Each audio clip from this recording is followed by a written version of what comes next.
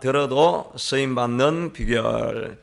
지난 5장에서는 이제 벨사살 왕이 성전의 기물을 가지고 술잔을 사용해서 술을 받아먹는 이 망령된 일을 함으로 하나님이 진노하여서 당신의 날수가 다했습니다 라고 하는 예언이 떨어지자 그날 밤에 바로 메대 바사의 장군이었던 다리오가 들어와 가지고 벨사살을 죽이게 됩니다. 그러니까 이 바벨론이라고 하는 오랜 대제국이 벨사살의 죽음으로 말미암아 이제 완전히 멸망되어지고 메대 바사 왕국이 새롭게 일어나게 되어집니다. 이제 다리오가 왕이 새롭게 되고 나니까 통치 체계나 국가 체제를 바꿔야 되니까 도를 이제 120개의 도로 나누어 가지고 각 도지사들을 세우고 그 위에 3명의 총리를 세워가지고 서로 견제하면서 권력이 집중되지 않도록 이렇게 총리를 세우게 되어집니다. 그런데 그 중에 한 사람이 이 다니엘 이 총리가 되어진 것입니다. 그런데 이건 사실 정말 이럴 수가 없는 일이죠. 왜냐하면 제국이 바뀌어지면은 이제 바벨론의 총리였으면 메대 바사의 원수죠. 근데 점령을 해가지고 이 원수 나라에 있는 총리를 자기 총리로 세운다는 건 이건 있을 수가 없는 일인데 하나님의 특별한 총애를 받아가지고 다니엘이 메대 바사에도 더 계속적으로 총리로 섬길 수 있게 되어졌다 하는 것입니다. 그리고 또 그 중에서도 다리오 왕이 너무나 마음에 들어 하니까 수장으로 3명의 총리 중에 수장으로 세우려고 하니까 당연히 메대바사 출신이었던 다른 총리들이 시기가 일어나겠죠. 그래서 더 큰 어려움을 당하게 되어집니다. 그리고 나서 이제 다니엘이 우리가 아는 것처럼 사자굴에 던져지게 되는데 그때 이 다리오 왕이 이 다니엘을 얼마나 사랑했던지, 지금 원년이니까 다니엘을 안지도 얼마 안 되는데 그 사자굴에 던져지고 그 법령을 고칠 수 없다는 것을 알고 있으니까 14절에 보면 그로 말미암아 심히 근심하여 다니엘을 구원하려고 마음을 쓰며 그를 건져내려고 힘을 다하다가 해가 질 때에 이르렀다. 그래도 어쩔 수 없이 이제 다니엘을 던져야 된다 하는 이런 일을 알고 18절에 가면 이제 왕이 다니엘이 이제 던져진 이후에 왕이 궁에 돌아가서는 밤이 새도록 금식하고 그 앞에 오락을 거치고 잠자기를 마다하였다. 신하 때문에 왕이 잠도 안 자고 오락도 거치고 금식까지 하면서 기도는 했는지 모르겠지만 하여튼 정말 자기를 절제하면서 그 이튿날 왕이 새벽에 일어나 급히 사자굴로 달려갔다. 이런 표현을 나오는 것을 저는 보면서 이게 마치 예수님이 이제 돌문에 들어가 가지고 마리아와 여자들이 돌문을 어떻게 굴려줄까 이걸 근심하면서 예수님의 부활을 맞이하러 갔던 그 장면이 지금 이 장면하고 비슷하다는 현상이 떠오르는 것입니다. 사자굴에 돌문이 막혀 있는데 이 새벽에 일찍 왕이 일어나 가지고 다니엘을 맞이하러 간 것입니다. 그래서 다니엘아, 내가 섬기던 하나님이 너를 구원하였느냐라고 이렇게 하고 다니엘이 살아나오니까 너무나 기뻐하는 모습이 나오는데 정말 이 다니엘은 어떻게 이렇게 짧은 시간 안에 사람의 마음을 얻고 왕조가 바뀌고 원수 나라의 왕이 이 사람을 더 사랑할 수 있게 되었는가. 그건 정말 하나님 앞에 쓰임받는 사람의 미스테리라고 할 수가 있을 것입니다. 그런데 이때 다니엘의 나이가 몇 살이었느냐 하면 자료를 찾아보면 다니엘이 통치했던 기간이 한 66년째 된다 이렇게 나와 있습니다. 그러니까 포로로 잡혀갔던 때가 아마 15살이나 18살 그 사이라고 이렇게 생각하는데 15살이라고 해도 3년 동안 그 수련 받는 기간하고 66년 더하면은 15 플러스 3 플러스 66 하면 몇 살입니까?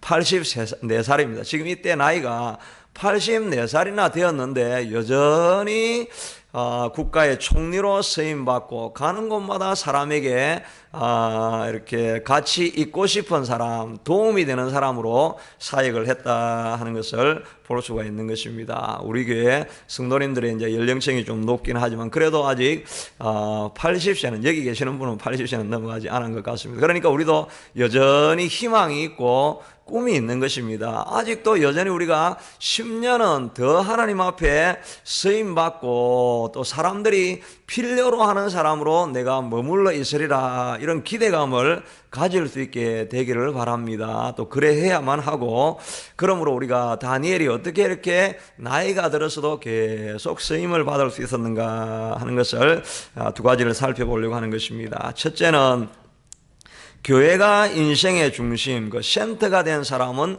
계속해서 쓰임받을 수 있다 하는 것입니다. 10절에 우리가 읽었던 것처럼, 잘 아는 것처럼 다니엘이 조수의 의인이 찍힌 것을 알고도 그가 기도하기를 3번 예전에 하던 것처럼 했는데, 기도할 때 예루살렘으로 향하여 난 창문을 열고 예루살렘을 향해서 기도했다라고 말하고 있는 것입니다. 그러니까 이 다니엘의 마음은 바벨론 궁에 호화로운 데 있었지만 늘 마음에 있었던 것은 이스라엘에 남겨진 예루살렘 성이 그의 모든 관심에 집중되어 있다 하는 것을 알 수가 있다 하는 것입니다. 그러니까 다니엘의 인생의 센터는 바벨론 궁이 아니라 예루살렘 성이었다. 교회, 오늘날 이야기하면 교회가 그의 마음의 모든 중심이었다 하는 것을 알 수가 있습니다. 이제 9장 1절에 가면 우리가 안 본 부분인데, 거기도 보면은 때가 언제냐 하니까 아하수에르 아들 다리오가 갈대오 나라 왕을 시험을 받은 첫해 그 통치 원년에, 다리오 왕 통치 원년에라는 말이 9장에 나오거든요. 지금 우리 6장 읽었잖아요. 6장도 지금 다리오가 왕이 되고 난 첫 해니까 이것도 원년입니다. 그러니까 6장이나 9장이나 같은 때, 같은 해에 일어난 일이거든요. 그 같은 해에 다니엘이 기도했다는 이야기가 나오는데, 9장 2절에 보면 다니엘이 에레미야서를 발견하면서 깨달았던 게, 이 포로가 영원한 게 아니고 70년 지나면 포로 시기가 끝나는구나. 내가 66년 통치했으니까 이제 4, 5년 안에 하나님이 우리나라를 예루살렘 성을 회복시켜 주겠구나 하는 이런 생각을 그가 한 것입니다. 그러니까 그 이후에 3절 이후에 계속 기도하는 내용이 나오는데, 이 기도하는 내용이 하루에 3번 예루살렘 성문을 향해서 기도했던 그 내용이죠. 그 내용을 보면 하나님 노를 푸시고 예루살렘 성을 회복해 주시고 우리 조상의 죄를 용서해 달라고 계속해서 기도하면서 이야기하기를 17절에 보면, 9장 17절인데, 우리 하나님이여 지금 주의 종의 기도와 간구를 들으시고 주를 위하여 주의 얼굴빛을 주의 황폐한 성소, 그러니까 예루살렘에 비추어 주시옵소서.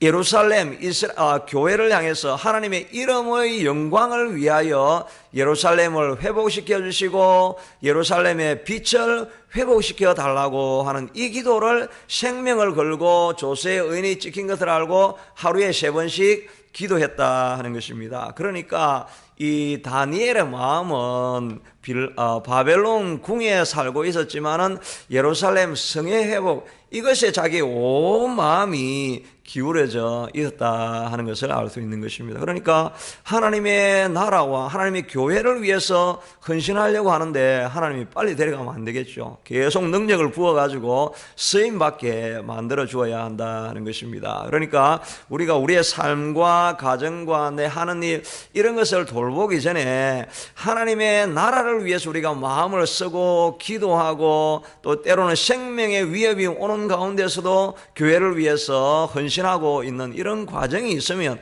하나님께서 그 나머지는 다 돌봐 주시게 된다 하는 것입니다. 우리의 마음이 하나님께 있으면 내 가정과 삶을 다 지켜주시게 된다 하는 것입니다. 제가 아는 어떤 수도원 지기하시는 여자 전도사님이 계셨는데, 정말 이분이 막 교회 일만 계속하고 남편은 또 이제 이렇게 별거 중에 이제 바람나서 나가버리니까 내 자녀를 이제 키워야 되는데 자녀는 돌보지는 않으고 교회 수도원만 계속 지키면서 거기 기도하고 오는 사람들 병 고쳐주고 이런 걸 하면서 자녀를 돌보지는 않는 것입니다. 그러니까 애가 너무 힘이 들어가지고 가출을 하고 이랬는데, 가출을 하니까 이분이 이제 비 오는데 길거리 나가가지고 하나님 앞에 기도하면서, 하나님 내가 주의 전을 섬기는 것밖에 없습니다, 이 기도를 계속 했더니 너 엄마가 밖에서 비 맞으면서 너를 위해서 기도하고 있다, 이게 이제 귀로 들려져 가지고 가출했던 자녀가 돌아오게 되었다는 그거 이제 이야기도 제가 들어보았는데, 하나님의 전을 섬기고 있으면 다른 가정적인 일들도 하나님께서 다 돌봐 주신다는 것입니다. 그러니까 센터를 교회로 삼고 교회를 섬기고 있으면 하나님께서 나머지는 다 책임져 주시게 된다는 것입니다. 제가 이 설교를 준비하다가 그냥 우연히 떠오른 생각이, 옛날에 저희들이 청년이었을 때, 제가 전도사로 있고 할 때 여름에 수련회를 이렇게 한다 그러면 4박 5일 이렇게 뭐 3박 4일 수련을 하니까 교사들이 따라와야 되는데, 따라오려면 이제 여름에 그 휴가를 내야 됩니다. 1년에 한 번 딱 있는 휴가인데 그거를 수련회를 위해서 다 포기하고 또 없는 휴가까지 만들어 가지고 오라고 제가 막 강요를 하고 기도를 하고 이렇게 하면 그 청년 교사들이 다 자기가 휴가를 다 포기하고 그걸 전부 다 수련회를 위해서 썼던 그런 기억이 떠오르더라고요. 그때 지금 생각을 해보니까 그들이 그렇게 헌신했을 때 하나님이 가만히 계셨겠는가 하는 생각을 해보면, 내 마음이 지금 그때를 생각하면서 야, 그들의 헌신이 참 귀하다 이런 생각을 했는데 하나님이 그들을 축복하지 않았었겠는가 하는 생각을 해보게 되는 것입니다. 우선순위를 하나님 앞에 딱 두고 살아가니까 다리오의 마음이 다 동해져 버리고 주변에 있는 모든 적들도 다 물리쳐 버리고 하나님 앞에 끝까지 쓰임 받는 여생이 되더라 하는 것입니다. 시편 122편 6절에 보니까 예루살렘을 위하여 평안을 구하라. 예루살렘을 사랑하는 자는 형통하리로다. 네 성 안에, 내 성 안에 있는 성 안에는 평안이 있고 내 궁중에는 형통함이 있을지어다. 예루살렘 교회의 형통함, 평안을 위해서 구할 때 내 성과 궁중이 형통하게 평안함이 넘치리라고 약속해 주시고 있다는 것입니다. 둘째는 결단하는 신앙이 계속 쓰임받는 사람이 되게 만들어준다 하는 것입니다. 다니엘서는 계속해서 읽어보면 전부 다 생과 사의 갈림길에서 결단했다는 이야기가 계속해서 나옵니다. 이제 1장에도 보면 우상에게 바친 음식을 먹으라고 하니까 저들이 마음의 뜻을 정하고 결심하고, 비록 노예의 신분이었지만 왕이 하사하는 음식이라도 저는 먹지 않겠습니다 라고 하는 게 대단한 결단이죠. 마음에 딱 결단을 하게 된 것입니다. 느부갓네살이 신상을 세우고 나서도 절하지 않으면 다 풀무불에 던진다 해도 절을 안 하고 있다가 왕이 부르니까, 왕이여 우리가 이 일에 대해서는 뭐 말할 것이 더 없습니다. 절대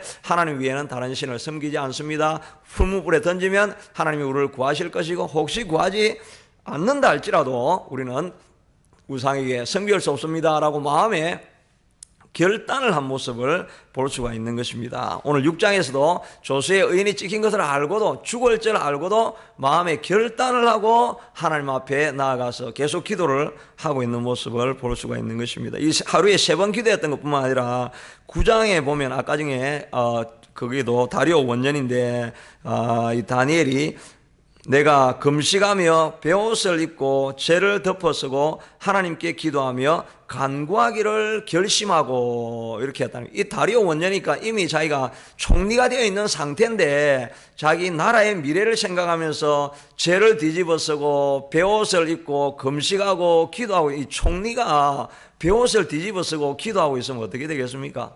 그런데 다리오의 마음에 그걸 보니까 야, 저 사람은 진짜다. 저 사람은 정말 섬기는 하나님을 위해서 생명을 걸고 섬기는 신실한 사람이다. 이런 마음이, 그걸 보니까 다리오의 마음이 불이 타는 것처럼 신하를 사랑하는 마음이 생기더라는 것입니다. 그러니까 결단하고 있으니까 사람의 마음이 돌아오게 된다 하는 것입니다. 그리고 나서 9장 다음에 10장 1절에 가면은 다니엘이 이제 고레스 제3년이라고 해요. 다리오 왕 다음에 고레스가 나오거든요.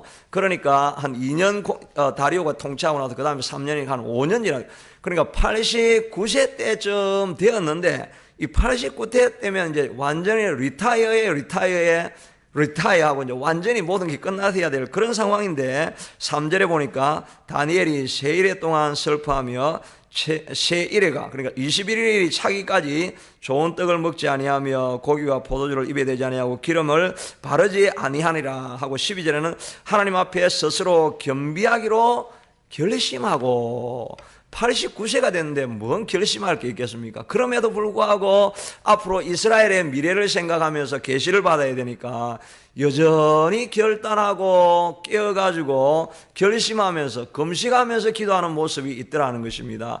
그러니까 하나님께서 서시게 되더라 하는 것입니다. 여러분, 세월이 자꾸 지나갈수록 우리의 삶 가운데 죽을 때까지, 나이가 들어서는 이제는 예외가 아니고 죽을 때까지 계속 깨어 있어야 됩니다. 왜냐하면 결단하지 않으면 신앙이 이게 지속이 안 됩니다. 뜨거움이나 열정이 머물러 있으려면 새로운 결단을 안 하고 이 땅에 가만히 있는데 신앙이 그대로다 하는 사람은 그건 정말 그런 신앙은 없습니다. 세상의 물결이 계속 흘러오기 때문에 올라가려고 발버둥을 안 치면 계속 떠내려가는 것입니다. 발버둥을 계속 치고 있어야 겨우 제자리 갈까 아니면 조금 앞으로 나아갈까 이렇게 되는 것이 신앙생활이지, 우리 죄인된 몸에 속성이 들어와 있기 때문에 가만히 있으면 떠내려가는 것입니다. 순간순간 결단하고 깨어 일어나 있으려고 애를 써야, 그래야 우리가 조금 앞으로 갈 수가 있는 것입니다.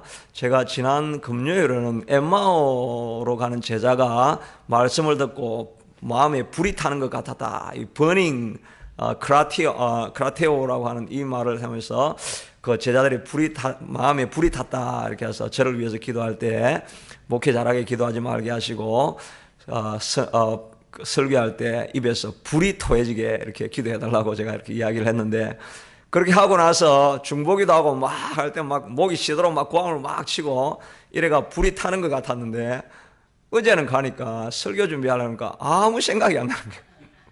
할 말이 하나도 안 떠오르는 게, 이게 하루하루 새롭게 안 되어지면 밤 12시가 됐는데 이거 너무 뻔한 이야기잖아요. 이거 다 하는 이야기잖아요. 이 뭐 설교 별것 아닌데 이 뻔한 이야기인데 아무 할 이야기가 안 나는, 생각이 안 나는 거예요. 그렇게 하니까 마음이 답답하고, 하나님, 그러니까 이제 하나님 왜 이렇게 저는 이렇게 설교를 할 때 이렇게 죽을 고생을 해야 이렇게 뭐 아이디어가 떠오릅니까?